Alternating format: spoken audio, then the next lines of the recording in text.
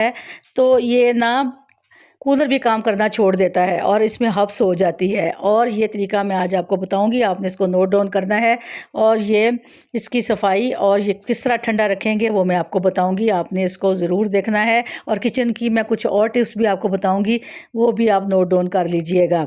अब ये देखें, ये कूलर जो है इसको ठंडी हवा देने के लिए मुझे क्या तरीका करना है वो मैं आपको भी बताऊंगी। बिस्मिल्लाहिर्रहमानिर्रहीम। अस्सलामुअलैकुम माय यूट्यूब फैमिली। उम्मीद करती हूँ कि आप सब खैरियत से होंगे और अपने घरों में खुश होंगे। आज मैं आपको किचन की कुछ टिप्स बताऊंगी जो कि बहुत ही ज़रूरी भी है और गर्मियों का मौसम है, इसमें आपने इसको शुरू से लेके आखिर तक देखना है और नोट डाउन करना है। सबसे पहले चटनी है। चटनी आपको पता है कि चटनी हमारे लिए कितनी ज़रूरी है, क्योंकि हम जब भी कोई चावल या दाल वगैरह बनाते हैं या पकोड़े समोसे किसी चीज़ के लिए हमें चटनी चाहिए होती है। इसके लिए मैं घर में ही चटनी बनाना सिखाऊंगी जो कि बहुत आसान है और आपने इसको मेरे तरीके से बनाना है और इसको शुरू से लेकर आखिर तक देखना है और नोट डाउन करना है। गर्मियों में चटनियाँ बहुत मज़े की बनती हैं और खाने को दिल भी करता है। अगर आप सालन ना भी बनाएं तो अभी चटनी से भी रोटी खाई जा सकती है, क्योंकि रोटी बहुत कम खाई जाती है गर्मी की वजह से।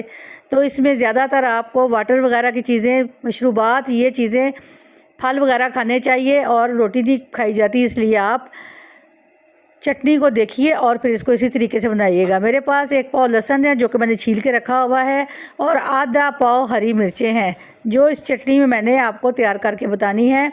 ये आप बाज़ार से ख़रीद लीजिए। अगर देसी लहसुन आपके पास मौजूद है तो आप वो यूज़ कर ले, वरना जौन सा भी आपके पास घर में लहसुन मौजूद है उसी को आप इस्तेमाल कर लीजिए। अब ये देखें, मैं इसको मिक्सी जार में हरी मिर्च को डाल रही हूँ और आप नोट कर लीजिए कि आपने इसमें पानी इस्तेमाल नहीं करना, क्योंकि ये महीनों के लिए हमने तैयार करनी है, इसलिए पानी का इसमें नहीं होना चाहिए।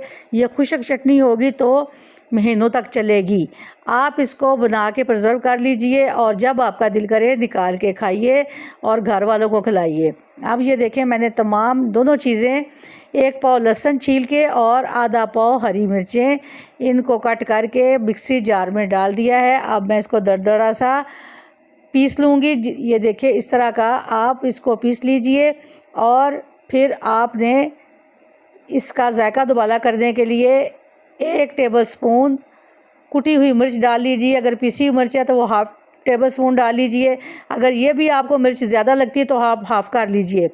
ये ज़रा तीखी चटनी है इसलिए मैंने इसमें 1 टेबल स्पून कुटी हुई मिर्च डाल दी है। अब देखिए इसका कलर कितना शानदार हो गया है। दोबारा मैंने मिक्सी चला के मिर्चें इसमें शामिल कर ली हैं और अब आप देखिए, इसको मैंने बनाने के बाद अब एक बॉल में निकाल लूँगी। ये बिल्कुल आपने इसी तरीके से बनाना है। आप मेरे चैनल को सब्सक्राइब करें, लाइक करें, शेयर करें और बेल आइकन के बटन को प्रेस करें ताकि आपको अगला नोटिफिकेशन मिलता रहे।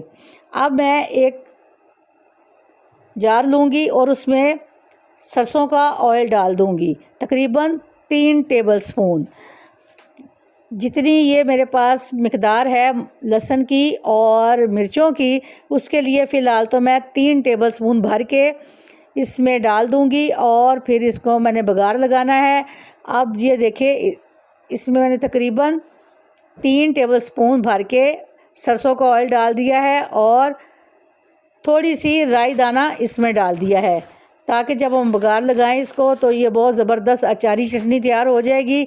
और फिर इसमें मैंने मेथी दाना डालना है, वो भी थोड़ी मिकदार में इसमें डाल दीजिए।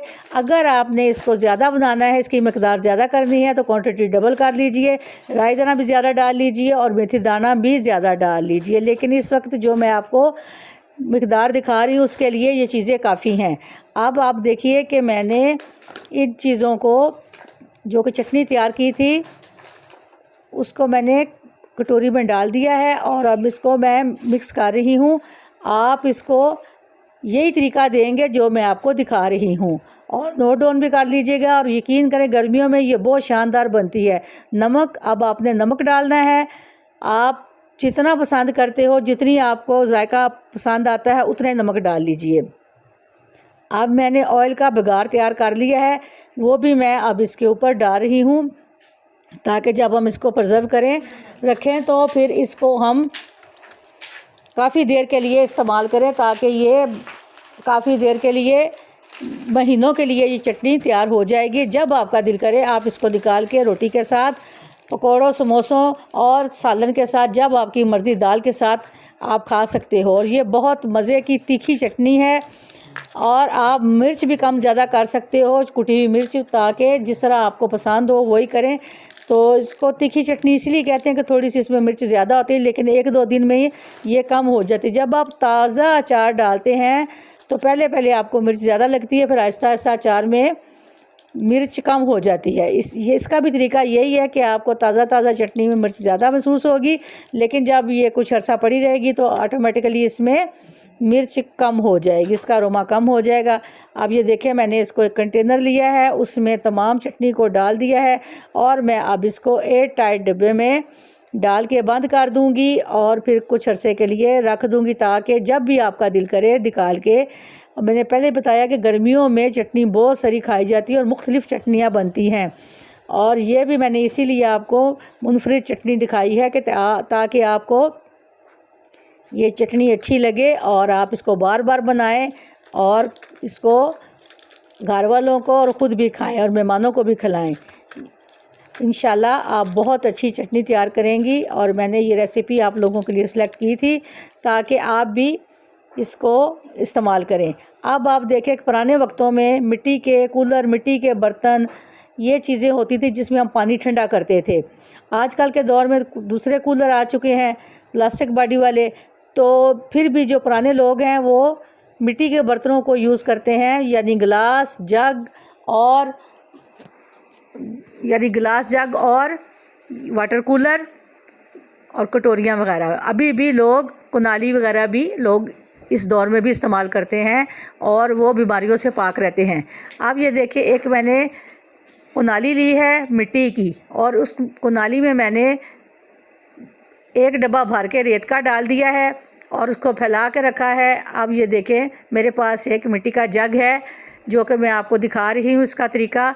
इस मिट्टी के जग में हम पानी भर देंगे, और पानी भरने के बाद ये जो रेत मैंने अभी आपको दिखाई है, इस रेत के ऊपर इस जग को हम रख देंगे, और फिर ये पानी देखिएगा बहुत जल्दी ठंडा होगा। जिन लोगों के पास फ्रिज नहीं है और जिनके मिट्टी के बर्तन पानी नहीं ठंडा करते किसी वजह से, तो इस वजह से मैं आपको बता रही हूँ कि आपने ये रेत लेनी है और कुनाली में फैला के डाल देनी है, और जग भर के ढकने के साथ बंद करके इसको इस कुनाली में रख दीजिए, और इसमें आप 2 जग भर के पानी के डाल दीजिए, ताकि ये जो मैंने जग अभी आपको पानी भर के दिखाया है, और इसको चारों तरफ से पानी डालने के बाद कुछ देर के लिए पड़ा रहने दीजिए। फिर आप देखिएगा कि पानी कितनी जल्दी ठंडा होगा।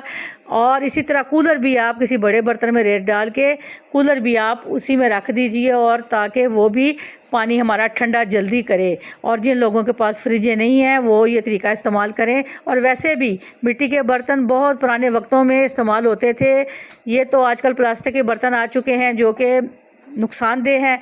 आप इसको ज़रूर इस्तेमाल कर लें। इसके बाद दूसरी टिप है, वो भी मैं आपको बता रही हूँ कूलर वाली। आपने एक बाल्टी पानी लेके उसमें फिटकरी को या टब ले लें आप, दोनों चीज़ों में से, जो कि आपने पानी कूलर में डालना है। उसके लिए आप पानी को टब में डाल लीजिए और फिटकरी को इसमें अच्छे से घुमा लीजिए, और फिर ये पानी आपने कूलर में डालना है, ताकि आपका पानी काफ़ी देर तक ठंडा रहे और कूलर जो हवा दे वो भी ठंडी हो।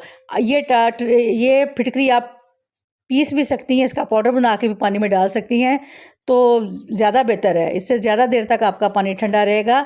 और ये देखें, ये मेरे हाथ में फिटकरी का टुकड़ा है, इसको मैं अच्छे से पानी में घुमा के कूलर में डाल दूँगी और फिर इसको हम इस्तेमाल करेंगे। और आप ये देखते जाइए कि इसका घुमाने से